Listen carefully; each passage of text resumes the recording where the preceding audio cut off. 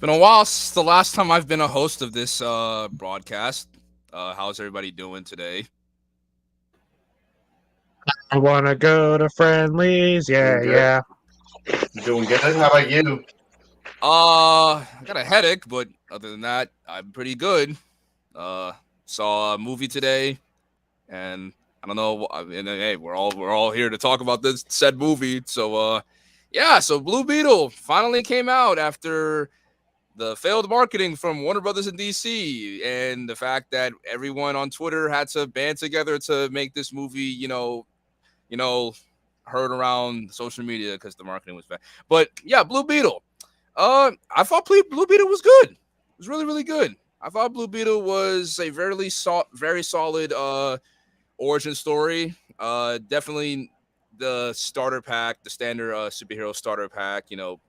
Or main character gets his or her powers, fights a villain that is identical to said superhero.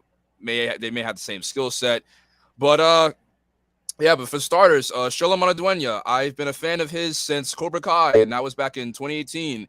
And when I first heard that he was casted as Jaime Reyes, I was very excited because I know what he's capable of. He is by far, in my opinion, my favorite character from Cobra Kai as far as the teens.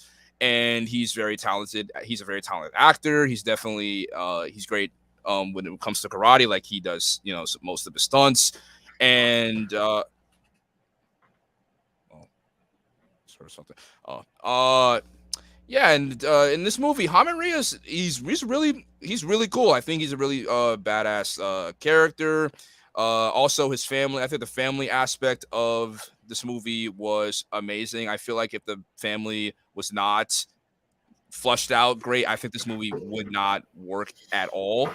And I think every single family member gets their moment to shine and have their great moments. I think the the scenes with Jaime and his dad are really heartfelt and emotional. I think the scenes with him and his sister are funny. I think the scenes with him and his Nana are also hilarious. His scenes with him and his mom are also very heartfelt. But the scenes with him and his uncle Randy, which is also played by George Lopez, and George Lopez stole the show in this film, which I'm not surprised because George Lopez is one of the most funny. He's one of the funniest comedians out there, and we've seen him in really wacky movies before. Shark Boy and Lava Girl. If anyone here is a Shark Boy and Lava Girl fan, he was hilarious in that movie. But if there's any criticisms I will give towards the film is that I think the villain, the villain's motivations and backstory, I think it was given way too late. I think they should have flushed it out like towards the middle chunk of the movie because in the beginning we see that he constantly has this locket on him, and it is very it indicates that he has a family or had a family. And then towards the end of the film, when Jaime almost kills said villain, we see his backstory and his origin and how Cord Industries orchestrated all the events that brought him to this moment. And I think they could have done more with that. Another criticism, I think the CGI towards the end was not the greatest. And I think it also is covered up by the fact that it's, take place at night. And it's a little unfortunate because I think the CGI overall was pretty good. But towards the end, it was a little shaky. I like the action. I think the fight scenes were choreographed well. I think the camera work for the fight scenes were also pretty great. I think DC does a great job when it comes to its action scenes compared to Marvel. And another thing, I like how how practical most of the stuff is. Because DC, when it comes to DC, they will, if there's one thing, if the movie's good or bad, they will definitely do a good job when it comes to practical effects. And if there's anything I'm missing, nah, yeah. As far as the film, great film. I will, in my score, I would give it a 9 out of 10.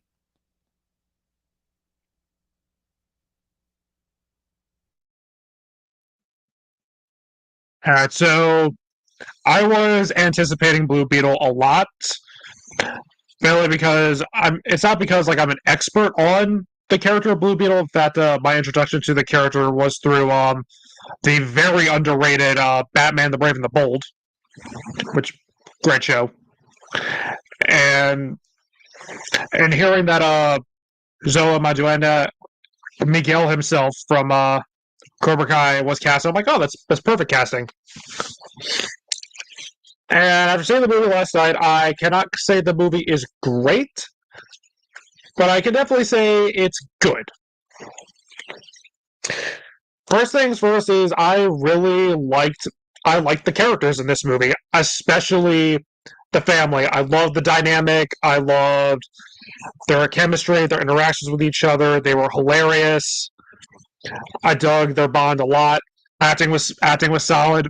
Zolo was very good as Jaime. The action scenes were a lot of fun. Soundtrack was good.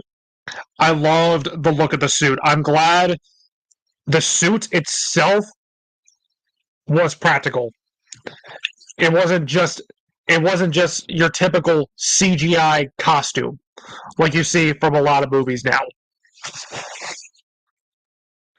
A lot of the humor worked. A lot of the humor worked for me. I mean, not every joke lands, but there were plenty of times where I was laughing. I really liked the climax at the end. I loved how the family was played a part in Jaime's development, and they were like rooting for him, to be the hero they need. And I loved how they were fighting alongside him. Like, oh my god, the grandmother with the fucking gun. That was so badass. I loved it. And when it comes to stuff I didn't like, I thought the movie was very predictable, but we can kind of expect this from a lot of superhero origin movies. Like, there are hints of like the first Spider-Man Homecoming or Iron Man.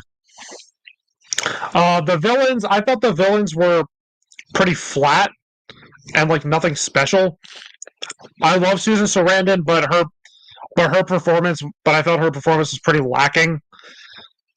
Like, she wasn't really putting in a lot of effort, and she was just evil Karen. I want power. I want power. I want money. Cha-ching, cha-ching, cha-ching. I'm like, come on. How many times have we seen these villains? And while I thought the pacing was very good, the pacing did drag a little bit at the end. Because at a certain point, I'm like, all right, come on, let's get this over with. But overall, I had an awesome time with Blue Beetle. I thought it was good. A lot of there was a ton of heart. I loved the themes of culture and family.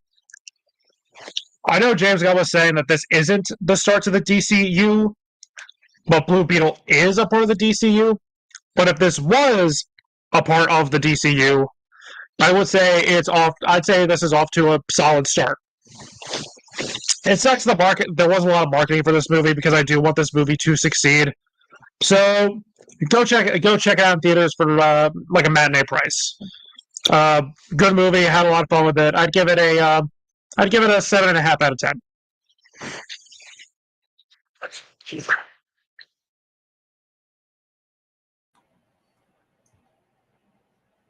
Okay. Let me pull up my review. Okay. So I am not the biggest Blue Beetle expert. In fact, the when I was first introduced to him, it was actually through the what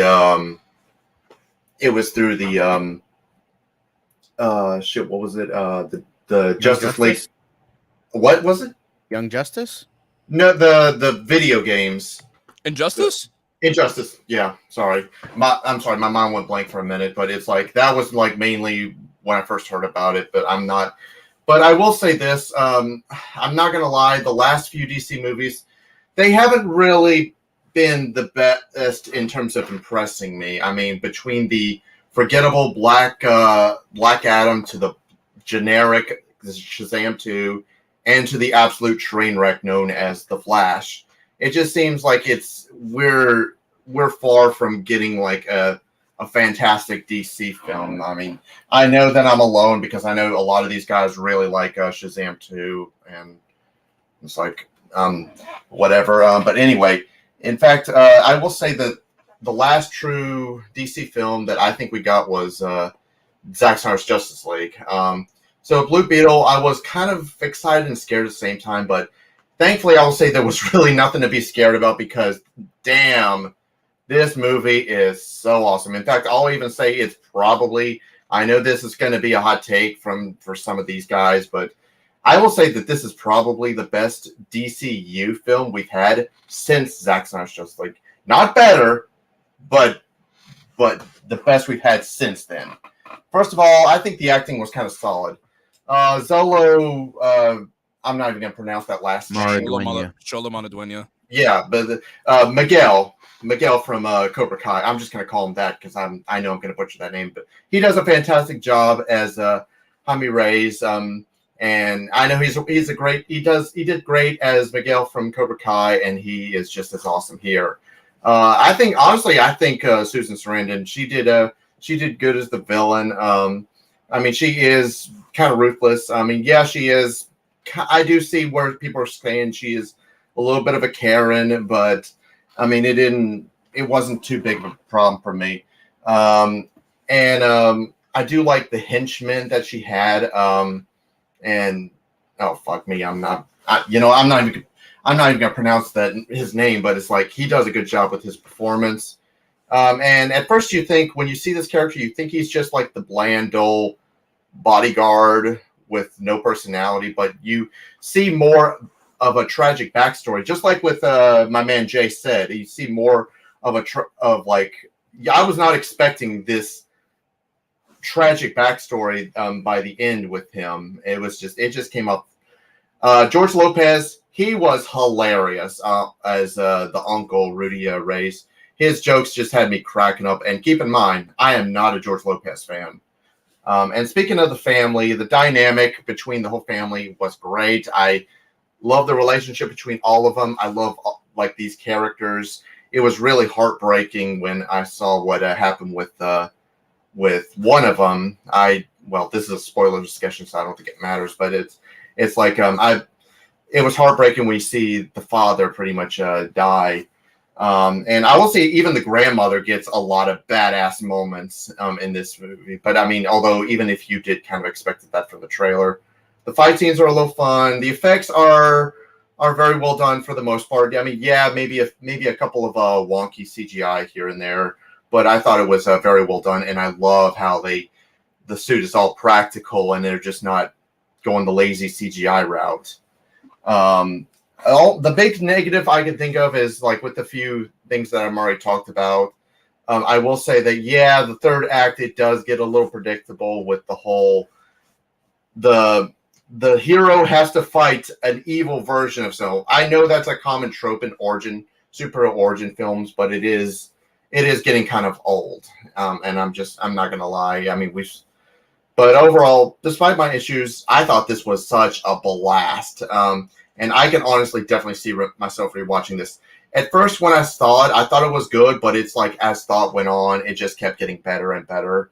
And I mean, if you were disappointed in a lot of comic book films that came out this year, or if you're starting to get super fatigued, and to be fair, I don't blame you for that, I would still say give this film a chance. And my score is going to be the same as my man at the end, a 9 out of 10.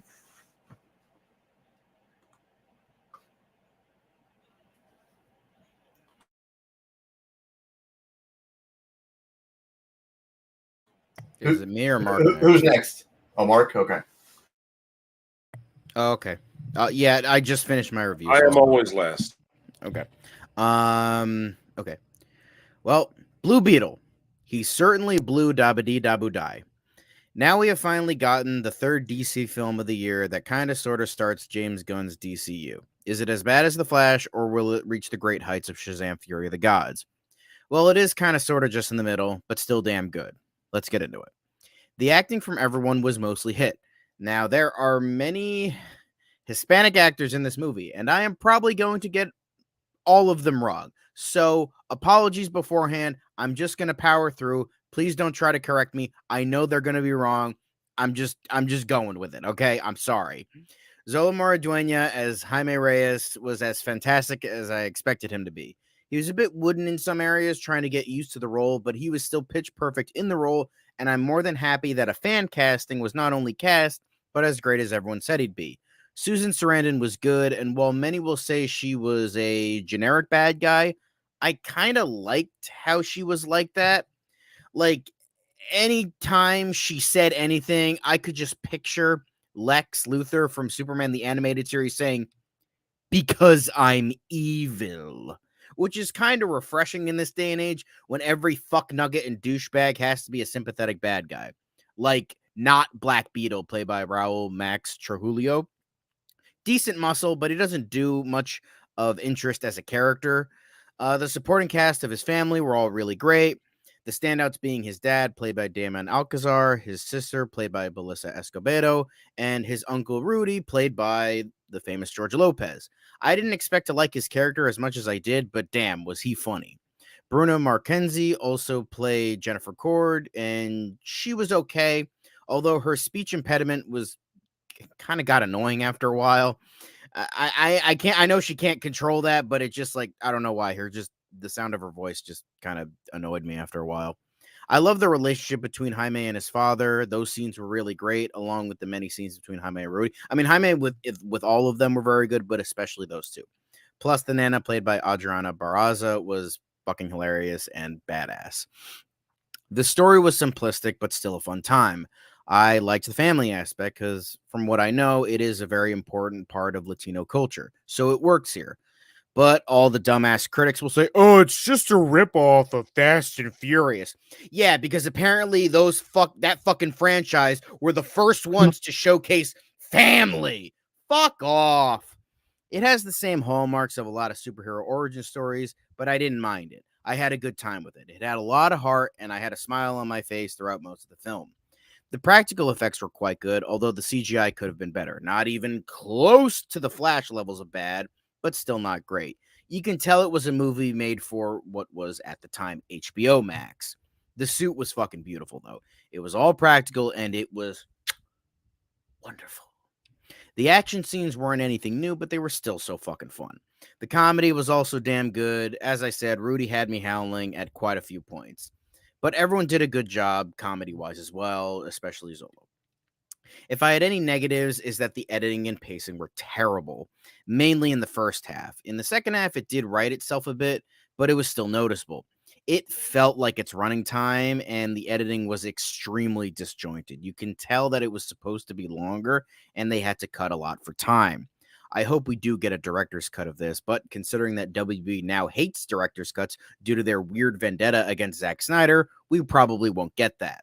It reminded me of Black Panther a lot, where it was supposed to be a lot longer. Like, I'm not talking about a rough cut, like the complete cut of the actual film. And the cuts they made felt like they cut necessary scenes that were deemed unnecessary by the higher ups. And because of that, it felt very, very, very disjointed. It was paced not all that great, and a lot of scenes felt weird and almost out of place. Like we were going throughout the motions of a film way too quick. Like it didn't give us time to breathe properly, as well as the story being a bit predictable and generic. Despite this, though, I thought that it was a good movie. I very much enjoyed what I saw, and I think it has way more good than bad. It is leaps and bounds better than The Flash, but not nearly as good as Shazam Fury of the Gods. Still good, though, and I give it a 6.5 out of 10.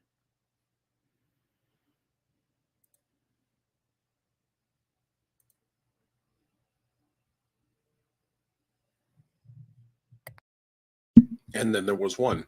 Not quite through, but I can wing it the rest of the way. Being a Snyder fan, I wrote off DC a long time ago. So even though I like the character and the actor playing him, I really didn't expect much from this film. And while I didn't get much either, I still liked what I got. The film does a great job taking its time to establish Jaime and his family first before getting into the story. You get a good feel for who they are, how they relate to each other, and how important their culture is to them. This pays off later because even when the film descends into a bit of CWS ridiculousness at times, it still works far better than that loathsome network because you already care about these characters. While it does get a bit tiresome seeing them save his ass over and over again somewhat, almost with a We Are Blue Beetle vibe, they're still lovable, funny characters you want to root for and see win. The scene where Cord mercenaries raid the Reyes home is especially powerful, purposefully reminiscent of an ice raid on poor immigrants. The family is truly the heart of the film and a major part of why it works.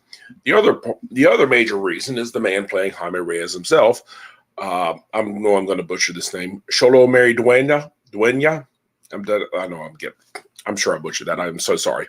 Best known as Miguel from Cobra Kai, and he is just as relatable and likable as powerful in this role as he is on that awesome Karate Kid spinoff show. This film does not work without him. The villains were somewhat of a weakness in this film, but not entirely. Susan Sarandon's Victoria Cord is thinly written, but the veteran actress manages to make it work anyway. The other character, whose name I entirely cannot remember right now, I apologize. The one playing the OMAC, which is not OMAC. Mac, as any comic book fan can tell you, OMAC is an AI created by Batman because he did not trust the Justice League, sort of the DC version of Skynet. Whatever this is, this was not. But either way, he's very thinly written. He's just another henchman. The scene where there's just another henchman. They really just try to throw in a backstory at the very, very end to make you care. As my son said, I'll just say it in his words when that scene came up. Oh, look, tragic backstory. This is almost enough to make me care. Almost. And plus, I have to say, the scene where he blasts Blue Beetle out of the building, then you see Blue Beetle rise up, and then you see I don't know what the hell that scream was. That was just, I had to start laughing then. That was a bit ridiculous. So, but either way, for the most part, it does work. Susan Sarandon makes it work for her character. She is very hateable in this role. So I agree with what John said. I think it works in a kind of comic book way. She makes it work. But other than that, it's like they said, it gets kind of a little iffy in the second half, but a little predictable, but it works. It works. For the most part, it works. So my score is a 6.5 out of 10. I don't love it, but I like it. I'm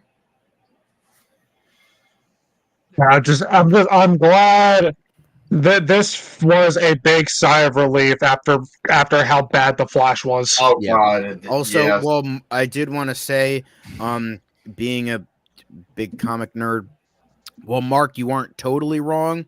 Yeah. The OMACs in this movie follow the original OMAC project from the comics that was introduced in like 2005-ish, where it was like a cybernetic nanomachine thing that was made by the Department of Defense and LexCorp and like that kind of thing. So I mean, you're not wrong, but it's it follows. I believe this film follows more the OMAC project than what would become Brother Eye. There. Oh, do we want to read? Should we? What about Rome? Should we? Yeah. Let's. I mean, I've got Rome's review pulled up. Yeah, let's just do it. Okay, so our friend Rome was not able to join us, but he does have his review written up. So I'll go ahead and read it. With the amount of disappointment of live-action comic book movies this year, I had very low expectations for Blue Beetle because, for one, it's a DC film, and they continue to miss a lot of opportunities with their IPs. Blue Beetle was a big surprise by how they tried to connect with the audience and made you want to care for Ray's family. It has a lot of heart, even though we did not need to hear Kickstart My Heart again in another comic book movie. but it also brought a balance of being fun while being serious when it had to be. Miguel from Cobra Kai as Jaime Reyes shows he can carry a franchise in a lead blockbuster movie. He's very likable, charismatic, and easy to root for in Blue Beetle. He has a huge future ahead of him. George Lopez, in my opinion, has a scene stealer as Uncle Rudy Reyes. Most of the comedy with him hits as he is very entertaining and you don't know what he's going to do next. Susan Sarandon, who plays Victoria Cord, I think he Cord, but for some reason he's spelled Cord. But yeah, who is just like Justin Hammer, like villain. She is very good in this, as audience will hate her throughout the movie because she is ruthless, selfish, cold-hearted, and the things her character does works very well in the movie. The rest of the cast was either fine or okay. The Blue Beetle suit looked great on screen, and I'm happy it was very practical, as some of the things we see in the film worked. Though not everything with CG or special effects worked, but it did not take away from the movie. There were some moments that were very cheesy, cringy, and did not work well. However, I thought the music score was good, and most of the soundtrack was good, but Kickstart My Heart felt very out of place for the tone of the movie. The Race family was the strong point in the movie. As audiences will enjoy watching this movie, this is what comic book movies need to be, and Blue Beetle was not afraid to be that. Worth watching in theaters if you have already seen Barbie and Oppenheimer. And his score is a 9 out of 10. Well said, Rome. Well said. And did anyone else catch like some of the Easter eggs in the movie? Like, Oh yeah, I know there's a shot where you see Lex, you can actually see LexCorp in the background. Jaime has a The one I Jaime saw has a- was this one I saw was Ace Chemicals on the city line. I thought that was Yeah. funny. What's that? Ace Yeah. Chemicals. What is that? That's the place where Joker filmed the it. Joker. Joker. Ace Joker Chemicals Chemicals. was in the very first Batman comic, They- actually. Yeah. Oh, They were. yeah. And there's also like if you look closely at Jaime's hoodie, it says Gotham University. Oh, what's Oh, a Gotham yeah. University? Oh yes, I noticed that too. Why of all those colleges he could have went to, he went to Gotham University. Yeah, why not? Sure. Why not Metropolis or something like that? Metropolis, I understand. Gotham, why? Gotham's Then terrible. again, I was gonna say. Then again, we don't know what kind of education system they might have for Gotham University. You know. It Maybe must it be was the best cheaper. if he's going to Gotham. I thought that was funny. Like at the beginning, he's like to the old guy. He's like, "How do I look?" Like you're 6 figures in debt. Yeah, I know. Right? I know that there were actually. I know that there were Cleveland some. University. I know that there were some funny moments that I noticed, some little Easter eggs, although they're not DC related. Like how, what is it? The weapon that the sister had was actually a power glove. Yeah. And he has That power was glove. great. I leaned over to my friend. I was like, "It's so bad." Dude, maximum glove. and- That's what I said to my brother. I said it was the maximum glove for regular show. Hey, you forgot the power glove. But you know what? It's funny because this power glove actually works. Yes, it did Hey, work. to be fair, the AVGN did defeat Dark Link in Zelda 2 with the Power Glove. So you know what? Give it that. I don't know Okay, about you guys, but like when Jaime first transforms into Blue Beetle, I thought that scene was very like that was a little Yeah, like, that was like good body horror. that was stuff. a Exactly. body Body horror. horror. That was a little. I was like, okay, Cronenberg would be proud. This is kind of unsettling right now. Yeah, I liked that. I will say there was some stuff towards the beginning. They did kind of even it out where it felt agenda dun where it was like, hey, did you know gentrification is bad? Did you know that our situation as Latinos are bad? It's like, okay, we I didn't know have a that. problem with it. We know that. Like you already have like as Mark said, you had the really good scene where it was like the parallels between like Cord coming after the family with like Ice coming after the family. You didn't need to have like those like blatant like references. You could have just let it, let it sink. Yeah, I don't We know. know, we That see was- it. They Like, were heavy-handed with it or anything. It's just that they was weren't part of heavy-handed with it. It's just like No. I just felt that they were unnecessary. But John, let me Yeah, ask I you this: don't know. would you rather have DC handle like woke stuff or Disney handle woke stuff? Warner Brothers handles it a little better than DC. Okay, like I mean, than Well, this film did. yeah, I mean, when you're comparing listen. it to hot garbage, then yeah, sure, it's gonna seem a lot fucking better. I don't know. I mean, I don't think it works as well if the family isn't in danger of losing their home. It only makes sense that they're in danger of losing their home because of gentrification. I mean, yeah. I'm saying they just needed to show it. They didn't need to tell us. You know, Okay, so show, don't tell. Yeah, show, don't Yeah. tell. That's well, I mean, they did. Well, Oh, yeah. I mean, how are you going to show that though? I mean, they've They're got to already tell them that showing they're that. going to Like, lose yeah. their home. They already had that on the John. sign of. But John, it's the 2020s. You know, a lot of people are too stupid nowadays. They need people to tell them the message and not show it to them.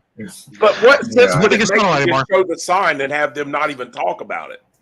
Yeah, well, you can talk about it. Just again, film is a visual medium, not necessarily a speaking medium. Like you could do that in a book, in a comic. I was gonna say if I wanted somebody to tell me what happens, I would pretty much buy an audiobook. Yeah, Like, You know? I would say a scene that does a really good job of showing us and telling us without it being blatantly like, oh, look, this is what he's feeling, is Training Day when Alonzo made that speech. Like, it's visually telling us and showing us that the man he's fucked. He's a dead man walking. Yeah. It didn't flat out tell you like, hey guys, I'm gonna die, so let me say this speech and give this speech about I'm King Kong and King Kong ain't got shit on me. yeah. But yeah, this was. It's just the unfortunate part with this movie is like everything. A lot of things were so good. Like I wouldn't even minded like the predictableness, all that stuff. Because as I said, I didn't mind Susan Sarandon in this because like.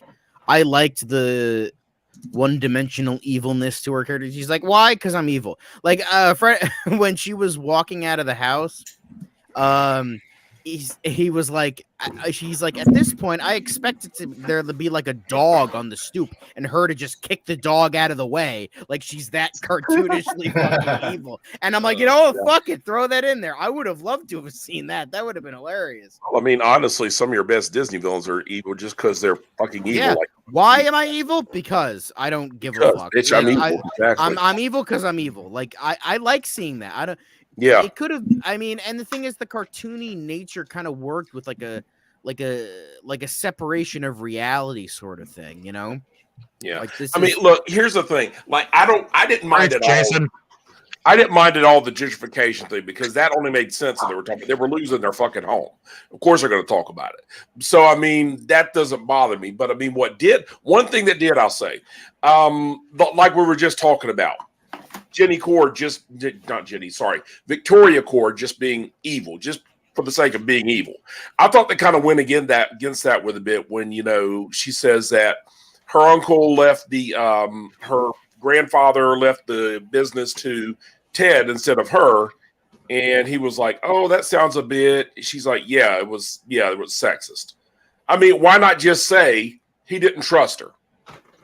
Why not just lean into the character and just say, "Yeah, that was dumb." That was like, "Oh, hey, we have something," but it's like, "Don't." That's not what you don't have to make her sympathetic. Exactly, you don't. I mean, not say they weren't. I mean, yeah, that the thing kind is, of you already have your quote unquote sympathetic bad guy with not Black Beetle. I don't even fucking remember his name, but that guy, Carapax. Carapax. I didn't even remember his name. I expected him to be Black Beetle, but no. I mean, they show us in the beginning that there's multiple Beetles. Why not just make him Black? That was a really cool opening sequence. I love that opening scene. That was fucking cool as shit. That one. Yeah, but for me, I definitely think that the action. I don't know about you guys, but I got major James Wan vibes from Aquaman when that fight scene when he was fighting those men at his house. Did anyone get the parallel that I'm talking when Atlanta was fighting those dudes in her house with the trident and how the camera movements was doing when Hamed was fighting the Cord henchmen and how the camera movement was. I don't know. It just gave me major Aquaman fight scene vibes because the action in Aquaman is probably the best visually. I can see it visually. I mean, the ending fight in Aquaman, I'll defend that any day. That was great. That was fantastic. Yeah, that was pretty cool. Oh, same Yeah, here. that was. Yeah. That was fantastic. I'll defend that any day. But I mean, that and the trench, you know, I mean, despite the fact that some of the dialogue was a little weak earlier, but I mean, the trench scene and the ending, those two were absolutely fantastic. But I will always stand by this. Aquaman is one of the best movies in the DCEU. That is such a fun movie. When has anyone ever actually shitted on the movie? Man, The reviews for it were mainly mixed. Yeah. I know there were a lot of bad reviews on IMDb, so I know Double Toast said I think Corey gave it a low rental, and I think Martin gave it some old bullshit. Oh. For Aquaman? Yeah. Wow. I mean, going into it, my fault. No, I'm sorry. Go ahead. I mean, going into Aquaman, like when it first got announced, I'm like, I'm not seeing this shit. Who wants to fucking watch an Aquaman movie?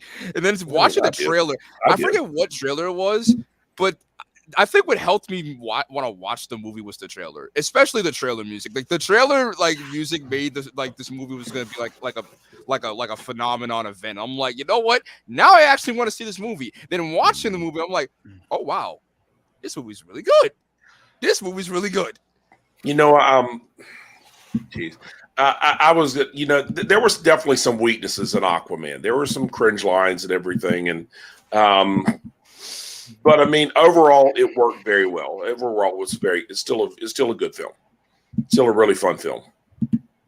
Filminator, that's a pretty tough question. What's a tough question? Oh, look in the chat. Pull up Filminator's comment.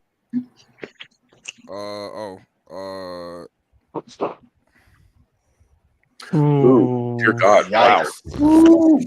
So, what's your top? So, we have to pick a movie that's literally based off of the comic that it's originated from. I think he just means comic book.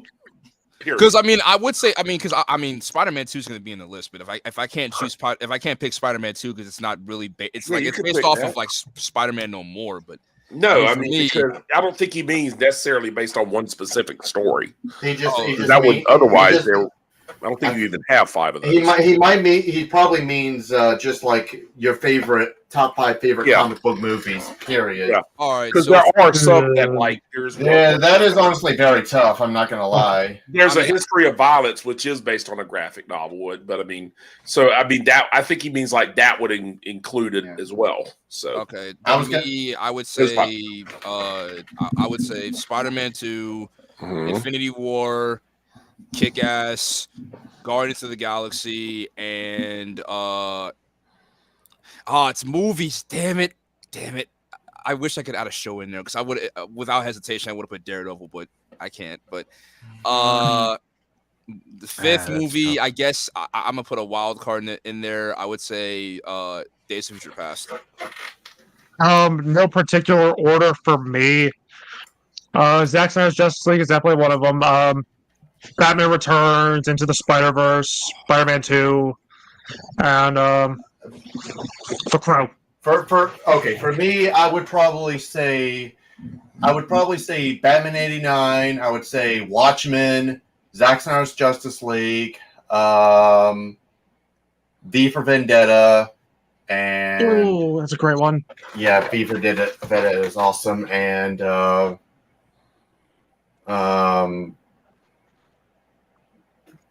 probably look at X2, guys. You motherfucker! I was waiting for you no. X2. I was gonna say wait. X2. No. At least Jay fucking put Days of Future Past. Hold on! Shut the fuck! I was going to say Logan. Yeah, okay. Yeah, you only get a fucking shut up, John. Wait, I'm stupid. I didn't think of the Dark Knight. Let me take Days of Future Past out This is with a the tough Dark Knight in there. list. You know, you got Spider-Man 2, you got X2, you got Logan, yeah. You got Into the Spider-Verse. Yeah. You got the original Superman. You have knowing Rob, I knew he was gonna put Watchmen in there. I mean, that man, he loves that movie. I love Watchmen, I need to finish reading the graphic novel. and it's honestly very close. Oh, and I just thought of another one: Scott Pilgrim versus the World. Ooh. That's a good one. Yeah. It's the 15th year It's anniversary. one of my favorites. It's good. John, you go ahead, and I'll go last. Yeah, well, I spit off like I would say like I don't know, like I would say Logan is up there. That's probably my the Superman the movie are probably up there. Shazam is probably up there. Spider-Man 2 is up there. Damn, I would probably say The Crow is probably up there. Sorry to leech off Kevin. Whew. Yeah, Leech that's off tough. the Crow is amazing. But yeah, I would probably say Logan, The Crow, Spider-Man 2, maybe Amazing Spider-Man, Superman the movie. I don't know. Like I have no like I'm just shooting stuff up. Like X2 is probably up there. Days of Future Past is probably up there. I don't know. Like that. Just like do with that info as you will. I can't really pick I'm 5. really And I'm not surprised. really good at improvising. Like There you go. I need to have like an organized list. That's how I am. I need to have like an organized. Then I can be like, okay, this is what my favorites are. Yeah, I'm pretty much. I prefer to be organized. Too. I'm really surprised that you guys like X2 that much. X2 is X2 fucking was amazing. I'm Right? not complaining. X2 was I great. think X2 was good, but I mean, hell yeah. like X2 in the grand scheme of things, I don't even consider it to be the best X-Men movie. I think it's Oh, it's Basic- definitely top 3 for me. Yeah, I- definitely. I think it's Yeah. top I would say Logan, X2, Are you kidding me? and probably Days of Future Past are probably the Yeah. 3 best. No, my What he said. I think Although First it's Class right. is close. Shut up, it's my turn. Anyway, it's Mark's turn. Everybody shut Yeah, up. thank you. All right, my top 4 are very easy. They're all Zack Snyder movies. Yeah, they are literally. I mean, the top one is Zack Snyder's Justice League. That's my top ever. 2, thought 3, you and 4 in no particular order. Well, 2 would probably Batman v Superman Ultimate Edition, specifically the Ultimate Edition. There is no Man other of Steel edition. and Man of Steel and Watchmen. After that, it gets a bit murkier because, dear God, I could probably do a top 10 easier than top 5 because the 5th one would be very, very difficult. It would be between Superman the movie, Batman Returns, Superman the movie, Batman Returns, Spider-Man 2, X2, Days of Future Past, and Logan. You know, those would probably be all in my top 10, I'm Yeah, sure. Wonder Woman is also very excellent. Wonder Woman might probably be amazing. in the top 10 too. Aquaman's fun. I don't know if I would say that's one of the best, but No. I don't know if Shazam Fury of the Gods would be one of my favorites, but it's definitely one of my favorite. It's my second favorite DCEU movie, but It's very good. It's underrated. But It's yeah, way too much hate. Mark, Yeah, tell us you're a Zack Snyder fan without telling us you're a Zack Snyder fan. I mean, I loved Shazam. I Fury of think the Gods, to be too. fair, Mark, you did surprise me. I thought you would have rated BVS over Justice League. I know you love both, but I don't know why. I just felt like you liked BVS more than Justice League. I mean, I do, but to me, Zack Snyder's Justice League is just the culmination of everything he was doing, and the fact that it's 4 hours and you still manage to not be bored a bit during that whole thing is just amazing to me. I'm with Mark. Oh, sorry. No, I was just going to say, as far as BVS Ultimate Edition, I think the Ultimate Edition obviously works far better than the theatrical cut. Even what's his name? John said so. The guy who died, who did the documentary on what happened to Superman Lives. Mm. I mean, I agree with you on BVS because, like, I will forever die on the same hill as you are with BVS, the Ultimate Edition, because I think for the people that complain and argue and like moan about Batman in the movie, it's saying, oh, Batman isn't supposed to kill.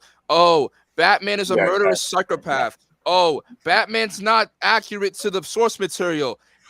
Gee, None of them are. It's not like it's literally the freaking point of the movie.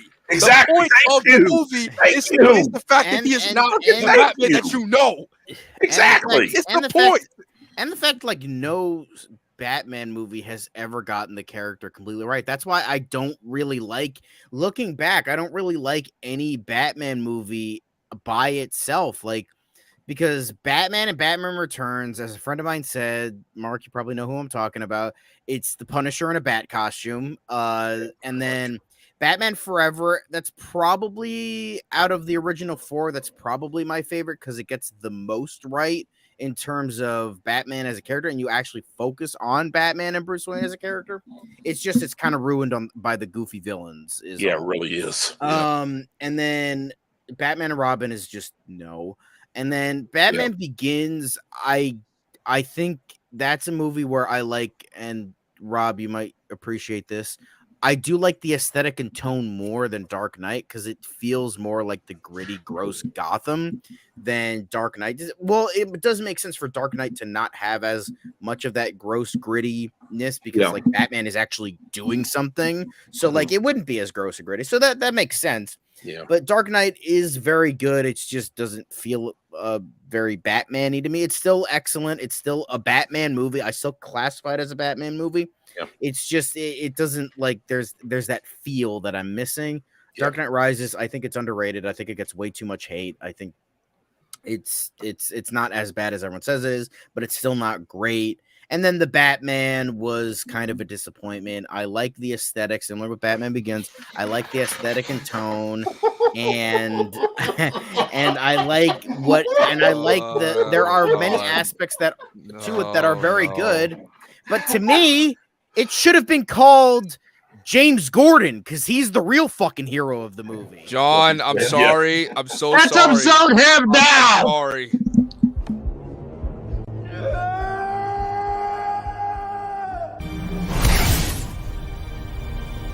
Forgive me. But to me, you've been dead for centuries. I'm sorry, John, but I can't. Thank you. I can't accept it. I can't. Tisk. I'm sorry. I At least can't. give me Put me this. back over there where I belong. At least give me this. I will send an olive branch. It has the best Batman score out of any Batman. Damn right. movie. Yes. As much as okay. Here's Yes. the thing. Before people get mad at me with Batman and Danny Elfman, hold on. Yes, Danny Elfman's theme is way more iconic and will probably forever be better. But as a whole, the score of the Batman is better. I was gonna say Hans Zimmer. That score is perfect for the tone of that movie. I was gonna say For the the Dark tone of the Knight. movie, I agree, but Prince's is better. Yeah, I was gonna say Prince, man. I mean, Really? I like Yes, I like Prince. Batman, but I think Hans No, Zimmer's no, theme is- fingerprints. I don't think so. I think Prince. so. Fucking so. rules, bitch. Yeah. Anyway, sorry, Jay. We keep interrupting you. What are you trying to say? No, you're good. No, you're good. I think Hans Zimmer's. I'm in the minority here, but I think Hans Zimmer's theme for the Dark Knight is like my definitive Batman. You're not in the minority because a lot of people. A lot of love people- that. a lot of people say that. I just don't Rightly agree. so. Yeah. It's just like I just find it to be kind of repetitive. It's just like Dun, dun, dun, dun, dun, dun, I mean, it's not as dun, memorable. I mean, It's kinda it boring may not to be me. as memorable because it's not as catchy as Danny Elfman's theme, but at the same time, I think it sounds better. Honestly, I do love it. I love him. Hans Zimmer is the better composer to me. Yeah, but Hans Zimmer's theme, I mean, they used it in time in like the most like badass moments. Like I like from off the top of my head, like I think in the Dark Knight Rises is where the Hans Zimmer theme is used perfectly when Bruce gets out of that the pit, or when Bruce or when the Batman comes back and like that it unites all of Gotham. Like I think that's the movie where it uses the theme the most because that like I think The Dark Knight Rises, that movie's all about hope and how Batman is used as a symbol to give people hope and inspire. And I think that theme is just about inspiring hope within others to like, do what's right. Exactly. But no, the Batman theme, that theme is chef's kiss. It sounds like a gothic it's a Nirvana song. It has a Nirvana song. Of course it's great. Of course. yeah. And it fits the whole detective noir, like grungy feel of that movie. Even though the Batman is a fucking terrible detective in the movie. He really. He is. Do you need me to finish on you again? Please do. No, I'm Do not it, gonna do it. bitch. Don't tempt me. Do I it. mean, with the Batman, like I knew. I remember the exact moment when I'm like, this is the fucking one. Like I remember exactly where I like the moment in that movie when I'm like, this is the fucking one with that. This is it. This is the moment where I knew when it's not even. It didn't even have like an amazing scene. Literally, the first words of when Bruce said October 31st, I'm like, yep, this is the one. This is the one. They think I'm hiding in the shadows. I am the shadows. I just didn't like. Such a badass line. I didn't need the Riddler's breathing shit. We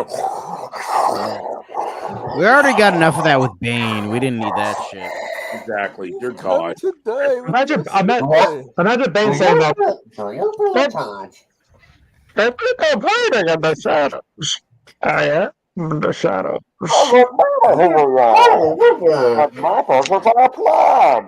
Do you feel it? change? I need to add that as a I should have added that. I'm in charge clip. And I'm in charge clip. Do you feel? I don't know. My problem with the Batman also is I don't know. I mean, I liked it. I did like it. I gave it a 7. Dear God, I gave it a good rating. Yeah. But it is very dense. It has a lot of comic influence, especially from Long Halloween. But I just didn't like how they turned the Riddler into basically to just a regular urban terrorist type thing. Yeah. And I just really think didn't that- like the twist at the end where he gotta give it tries that. to At least destroy it's the better city. than It's like, Jim Carrey. It's like we Yeah. we need a big finale, so let's just have him try to destroy the city for no particular reason. Even though earlier his whole point was to expose corruption. No! I love how this is That actually I liked. I actually did like that. At least, Actually- like, I love how this just evolved into a Batman discussion. It's like, hey, Yeah, this we're- is like- about like- Blue Beetle. yeah, Although we're- I did want to mention that.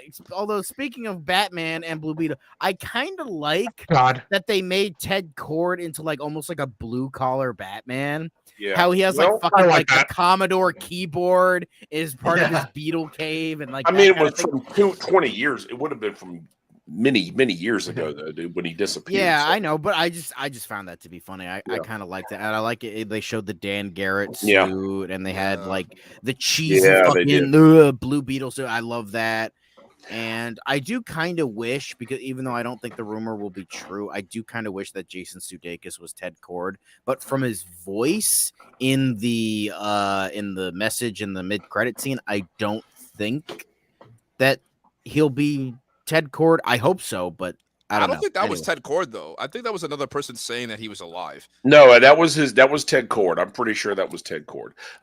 Also, I'm gonna need a prequel now with Blue Beetle, and I know it's not gonna happen, but I need a prequel with Blue Beetle and Booster Gold, please. I thought they were already making a Booster Gold show though. I want a prequel based in this universe with them with Ted Kord Blue Beetle. I mean Ted Kord Blue Beetle and Booster Gold. I need those two together. Yeah, but I mean, Booster Gold and Jaime Reyes, they're supposed to be like the same age, so wouldn't it be kind of weird? No, because no. Booster Gold was originally pals with Ted Kord. Now they retconned all that shit and made him, because Blue Beetle and Booster Gold are supposed to be this iconic duo because of the Ted Kord years. Then when they made Jaime Reyes Blue Beetle, they said, well, it just retconned it. Now we make him, he's friends with Jaime Reyes. We'll make him the same age as Jaime Reyes. Even though, no, he's supposed to be the same age as Ted Kord. They're friends and all this shit. Yeah. Okay. Well, so now, thank you. So since we're back on Blue Beetle, because you actually reminded me, I've been so all day, I read reviews. I listened to people talking about it. I listened to Double Toasted. I listened to Tyrone Magnus. I listened to Nando V Movies. He's the only one that actually has something positive to say about this movie. And this is what I have to say. If you want to hate on this movie because it's your standard, if you want to hate on this movie simply because it's just the standard starter pack, fine. But just don't complain and act and just, if you didn't want to watch this movie because it's a standard movie, then don't watch the movie. because I'm not gonna lie, with this movie coming out and everyone like giving it so much shit for no really good reason. I mean, Mark and John, you guys had valid criticisms about it, and that really didn't make me upset. But Yeah. people just calling it, oh, it's just the standard like I was watching Angry Joe show, and I think it was Alex. He was saying like, oh, it's an origin story that we don't need. Like, how many? Like, are we so? You do spoiled? need It's an not a origin fucking story for another him, I'm Batman sorry. movie. It's not another super. Like, really? Like, Really? Yeah, we you so do need an spoiled? origin for story. real. And We have gotten so spoiled to the point Yeah. where we expect every movie to be an Avengers level fucking movie. Like Yeah. the reason why It doesn't need to Shang-Chi be that. was so good was because it was an origin story. Now, yes, they dropped the ball with the villain at the end with him finding basically a CGI dragon, but it was a good film. I Yeah. mean, we have gotten some really decent origin stories, but no one cares because it's not like The Dark Knight. It's not like Avengers Infinity War. It's not like They're pretty much comparing apples and oranges. In Like, a sense. for real. I mean, look, if you were talking about Superman and Batman, no, those guys do not need origins. Just give us They already don't. They established Yeah. Superman and Batman. And that's what I was gonna say, Mark. That's the thing, because the thing is, we bitch and complain Mhm. about Batman and Superman and Spider-Man origin stories because we've gotten those so many times at this point, and that's fair. And they're so like ingrained in pop culture that even after fucking Batman Forever, we didn't need to see Batman's parents die No, we really again. wait, we Yeah. saw You that know? again? Yeah, Batman Begins. In a- Isn't that supposed to be? Isn't Batman Forever supposed to be like in the same basically Michael? Yeah, Keaton, no, it not is, but Michael it's Keaton? like they with Batman Forever, they brought it was more like they were like dissecting the philosophy of Batman and what makes him Batman. So Exactly. they were Okay. going back to his parents. So you and have to build- deal with it. Yeah, Oh, exactly. okay. So like we didn't even need to see that again. But now it's weird. It's weird. Now the criticism is now any origin story, which makes no fucking sense because Blue Beetle, yeah, we've gotten the Smallville version, we've gotten the Young Justice version, we've gotten the Injustice version, we've got some other Raven versions, Hood? but not like a mainstream movie. So and nobody fucking knows who Jaime Reyes is.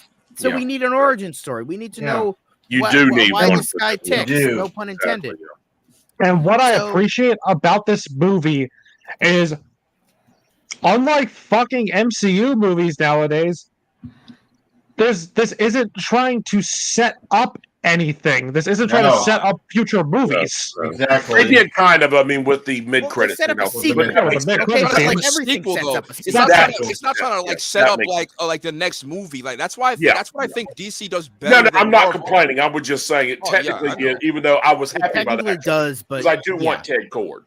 Yeah, and I will say, apparently, according to some sources that some reputable sources, did say that that during a test screening, one of the final cuts of the movie, and I'm not talking about a rough cut, but like a director's cut, was about 3 hours long, maybe a little bit less. I think like maybe 2 hours 40 minutes. Apparently, there was supposed to be, I don't know if it was a post-credit scene or if it was in the movie and it was towards the end and it was like the ending joke, like how Shazam had Superman as like the ending joke type of thing. And it was apparently going to have Batman call up Uncle Rudy and be like, "So you think I'm a fascist, huh?" And then it would have cut.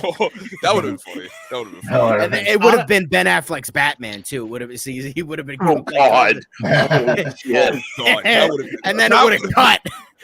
That would have been honestly fucking Beat the hell out hilarious. of- Oh my God. But now that this version of Batman is George Clooney, we can't do that anymore. So Oh, you know. you. God. Honestly, Christ. fuck that. Fuck. If I'm honestly, 2 hour, 3 hour Blue Beetle movie. I think Adam said it best. People would pay to see a 3 hour Spider-Man movie, a 3 hour Watchmen movie, a 3 hour Batman movie, or a 3 hour Superman movie because wouldn't these pay. characters are popular. Yeah, they Blue would- Beetle Exactly. isn't as popular. yeah. Exactly. Thank you. And But it has the I'm- potential to be popular. 'cause yeah, of- it's because of just the Charlemagne thing is, Madonia. it's just the problem. You got to is, build up like, to that, though. it was You similar do have to. with my qualms with My Black Little Panther is that a lot of the stuff in the beginning felt very She's not featured. disjointed and it felt very very Have you- poorly paced. Like it was too jumpy to me. It felt like we were glossing over like good characters and we were going from like just this choppy scene to the next. It didn't like flow as much as I would have hoped. Especially with like T'Challa, especially with the backstory with T'Chaka and his brother. Like I felt like that movie was, some scenes were out of order. They should have had it so where the opening scene we saw how it exactly played out, and we saw like it's same scene, but we actually see T'Chaka killing Jobu. Then we cut to Jury like telling the story. In my personal opinion, I think, you know what would have made a perfect, like, quote unquote cold open rather than that thing in the jungle, that fight in the jungle. I think the perfect, like, I think they could have made it work.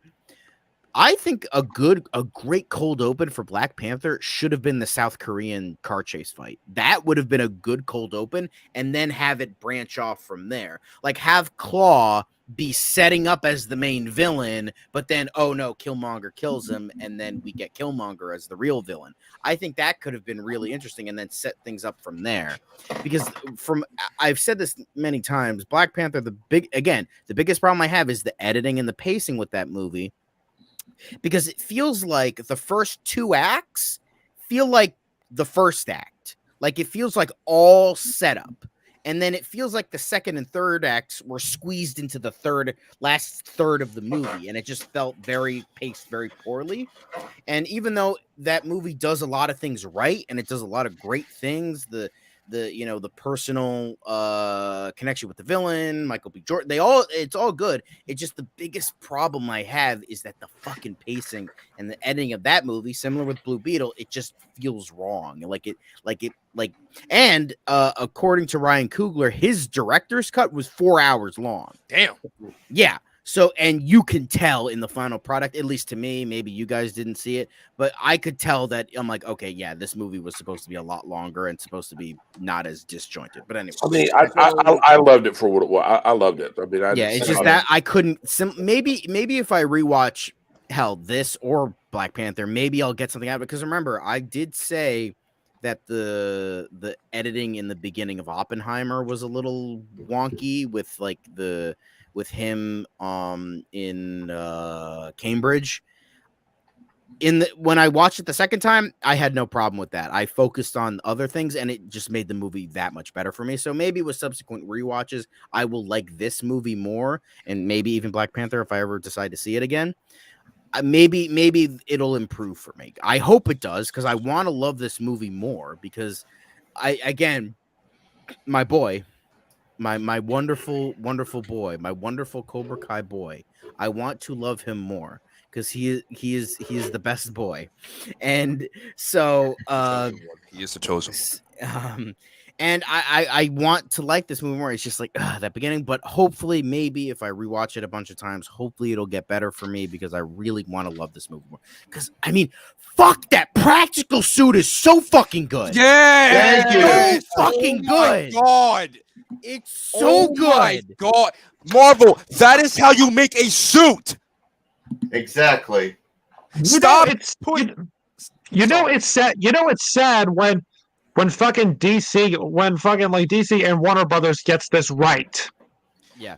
I wish there was more like armor in the midsection, because it felt like it was like a little weird looking. Like, you could kind of tell it was a suit a little bit. I wish there was more covering so you couldn't tell that. But outside that, it was perfect. It's perfect. I did have one thing I meant to bring up, and I completely forgot. That kind of bugged me a little bit during the movie. It bugged you? Yes, exactly. But the whole no killing thing, they were pretty heavy handed on that, and I'm fine with that. But I mean, kind of the standard hero shit. But I mean, for him to even look, they kind of contradict themselves, because you have your uncle using the big blue scarab, stepping on the guards, and impaling them and shit. I did mention that when we watched it. I'm like, but to be fair, it's different. Like, Jaime has different, like, it's a different character. It's Rudy doing that. It's not like Jaime is doing that. Yeah, but I understand that. But I mean, you're really contradicting yourself there. I mean, Granny and they don't have any problem, And yeah, I understand Granny's a revolutionary. So I mean, shit. I just love how he was like, but I mean, I didn't have it. Yeah. I love how my thing is, if you don't have contradicts if you have a itself, problem killing to save your family, then yeah, I mean, the I film don't see anything wrong with that. I'm so sorry. I don't see anything wrong with killing to save your family. So shit. damn. it kind of does, but it kind of, I mean, the film contradicts itself, but I mean, Jaime does, I mean, Jaime almost did it, but he still stands by his morals. I think the family, however, I mean, they're completely different people. Yeah, I know. And, But I mean, so- still.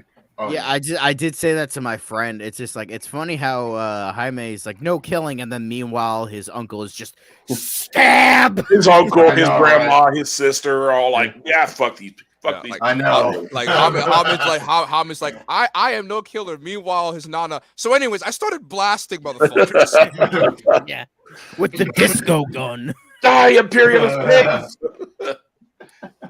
Yeah, but overall, like, this movie was a solid origin story, and it honestly, Yeah, I want Yeah, more it is. origin stories because I'm really getting sick and tired of how spoiled everyone in the superhero community is. It's like, Exactly. well, like not everything is going to be a multiverse movie. Not everything is. You want to know something?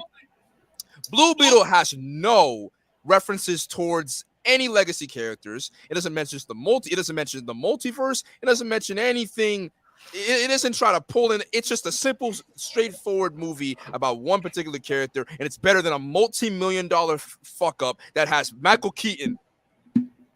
Yeah. well, I mean, Exactly. it references. I mean, it does reference Ted Kord and Dan Garrett. I mean, you know. And we do get references to Superman. We get references to Batman. Batman, But it's yeah. references. It's not Yeah, like but they I cheated. mean, like how nowadays when it comes to movies. Speaking of, we were talking about Easter eggs earlier. Did anybody notice the Watchmen Easter egg? No, I The didn't. beetle flying out of the yes. water, just like I did. I Hey, did. come on. Okay. And I did I mean, think Blue that was Beetle part- came before Night Owl. Fuck off. Oh, fuck And- you. That was Yeah, clearly fuck off. inspired by Watchmen. The director even said he's a big fan of Zack Snyder. That was clearly and inspired. don't even and let's just be glad they didn't stop. Unlike most MCU movies, they didn't stop the fucking movie just to say, "Hey, remember that big fight that happened in Metropolis?" Oh, I remember. I remember. Exactly. Hey, remember when Steppenwolf invaded? Remember that? I remember. Yeah. It's really insane. Remember the belly dancing of doom. Oh, I remember. Because remember with the MCU movies, kaiju? there's 10 years of movie. Because with the MCU, there's like over 10 years of movies. So nowadays they always have to fucking remind everyone, Yeah, hey, exactly. remember this, remember that, remember this, remember that. Exactly. Their throat. Devin, Exactly. I don't know, but not recently, because if we really want to look at the timeline since Phase 4, let's talk about it. No one has mentioned the God. big hand that's popping out of the earth. No one has mentioned the fact that That's a penis. no one's mentioned that White Vision is out there somewhere. No one has mentioned that that Wanda's dead. No one's mentioned that Dead. Yeah, they fucking forgot that Peggy Carter's niece. What Sharon Carter's the power Sharon. broker. No one's mentioned the fact that Hulk has a son since this point. No one has even mentioned. Oh about my the god, that rings. was stupid. Oh my Wait, god. this is my son, wait, even though I already said that I can't have children. Wait, Fuck what? off. What? Oh, you didn't know? Fuck you. You didn't know? Wait, Yeah. what? Oh, yeah. Hulk had a And son. Hulk has a son, even though it has been established that he cannot have sex because he will turn into the Hulk. Well, I was gonna say 'cause the only. Then again, No, keep he's in mind, I Age of never watched Ultron. He She-Hulk. can't fucking have kids. Devin, look, I have kitty. I was gonna say the only reason I didn't know that is because I never watched She-Hulk. I have kidding. hey, Kitchens. Toby. Well, Look, kitty. fuck me That's then. not- I guess nobody Yeah. cares about That's what I not have to Toby, that's say. me. No, Hey. I'm listening, Rob. Yeah, Okay. I mean, you didn't watch She-Hulk, and honestly, it's better for it. I personally was tortured Ouch. for. You tortured I yourself. tortured I was myself. gonna say You why have though? done Why that did you? yourself. I wanted to I like watched- it. I watched 3 episodes and I was done.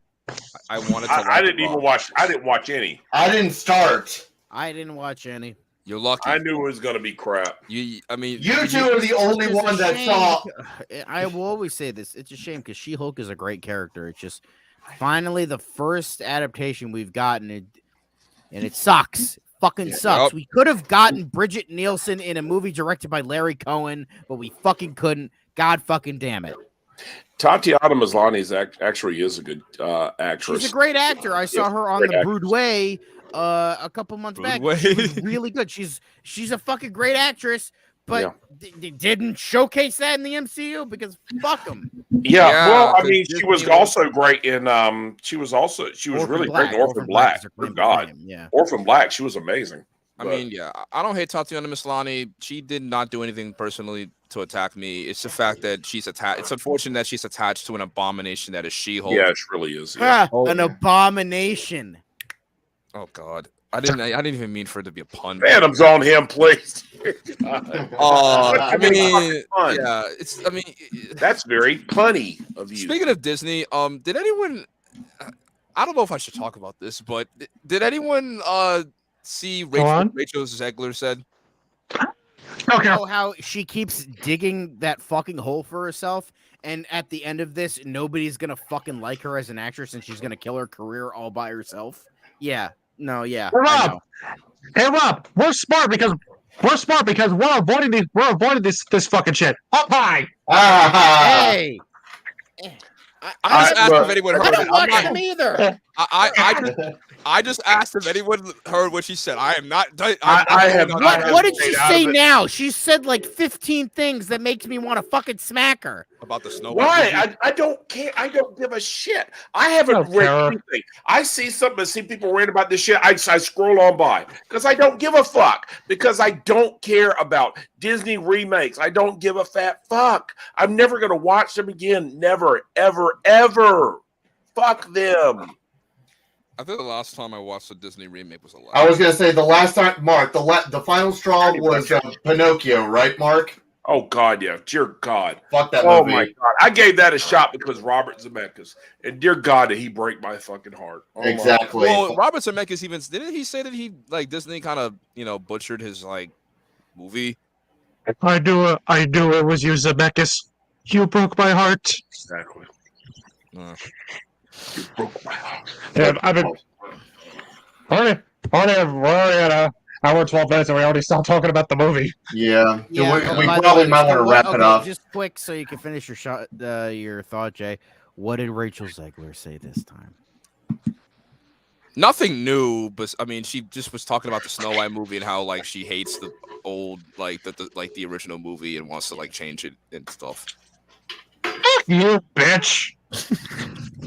Yeah, like she called the prince like a stalker and stuff. And... Anyway, hey, did back to the movie? Yeah. Did anybody else think the actress playing Jenny Cord was a little shaky at first? I kind of liked her by the end, but I thought she was. Yeah, I thought her acting was a little like okay. Nothing bad. Nothing bad. No, I mean she's beautiful. She's very beautiful. I thought she was a little weak at first, but I mean she. Yeah, she had like a speech impediment. I hate to say this because like nobody can control like stuttering or speech impediments or lists. It's just like I don't know why. It's just like the way she talked. It's just like it was a little nerve wracking at first, but by the end I got used to it. It's just It wasn't even that for me. I just thought she was a little wooden at first in the first few scenes, but I mean, especially when she was talking about her dad, she was really good in that, and I thought she developed some really great chemistry with Sholo Mary Duena. I'm sure I'm butchering that. I think in real life. By the end, yeah. I thought they had some pretty good chemistry by the end stuff. And apparently Becky G voices the Scarab, which I didn't know. I thought she was going to be in the movie, but she just voices the Scarab. Speaking of gorgeous. It didn't even sound like Becky G, because I was like trying to figure out, like, is this really Becky G? Because it didn't sound like Becky G. I mean, Jennifer Connelly played the spider suit AI. Okay, but you can tell that's Jennifer Connelly, though. Well, aren't you so goddamn smart? I mean, hey, if I had a Spider-Man suit, I would love to listen to Jennifer Connelly's voice in my head. I would more so just like to look at her boobs, but that's beside the point. Yeah, her voice is attractive. Her voice is attractive. Her voice is very, very attractive. Paul Bettany is a lucky man. Paul Bettany is a lucky man. Yeah, and he was banging Elizabeth Olsen in the movie, so like double lucky. Oh yeah. Yeah. So, do you think we ought to start wrapping it up? Yep. Yeah. We said our piece. Okay. I think we spent half the time talking about the movie and then the other half talking about other DC movies. Yeah. I mean, that's how. I mean, Wasn't our intention. remember that's how it is on the Cool Kids movie reviews. Pretty much, yeah. We just go and talk about random shit. But overall, the movie is good. It's a ton of fun. Go to your theaters and check it out. Go see it. Go see it. Yeah, definitely. Definitely worth checking out. Support Warner Brothers because they need all your support. They can't rely on Barbie forever. No, I was just saying that just so Mark could get pissed. No, I mean, Warner Brothers is going to. Warner Brothers, all I have to say is this. I can't believe I'm saying this, but I want you to be Disney, okay? I hate you, but I hate Disney more. I hate them Please be Disney. I'm begging you, please, DC. I hate both of them. I beg of you. I don't care if you win. I just want Marvel to lose. I want them both to lose. So basically you don't want any good superhero movies then. No, exactly. I was gonna say there could still be good superhero movies that are not Marvel or DC. Like Yeah, what? we got IDW, we got Dark Horse, we got Image, we got Exactly. Really? Yeah. Really? Valiant. Actually, they're starting to, rival Marvel and DC in sales. Exactly. So yeah, exactly. But like most of my, practically all of my superhero movies are from Marvel and DC. So Well, that sounds like a fucking you problem. Damn, on your choices, dipshit. Exactly. The Crow is a Marvel. But and DC. everybody I okay, know, sorry, no, Kick-Ass. Come on. Kick-Ass. Kick-Ass is technically under Marvel. God damn it. Icon is a Marvel company. Sorry.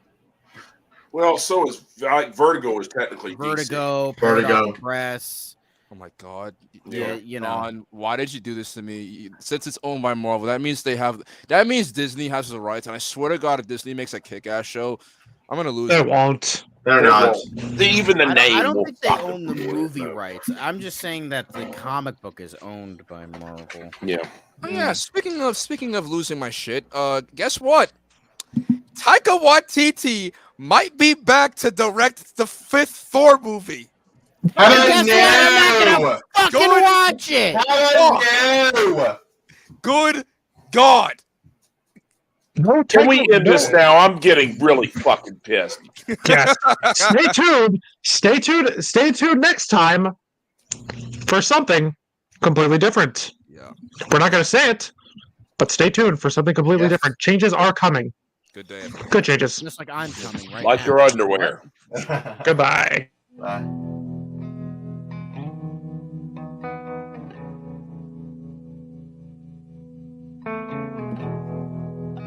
Once again, we have brought light into the world. You're welcome, America.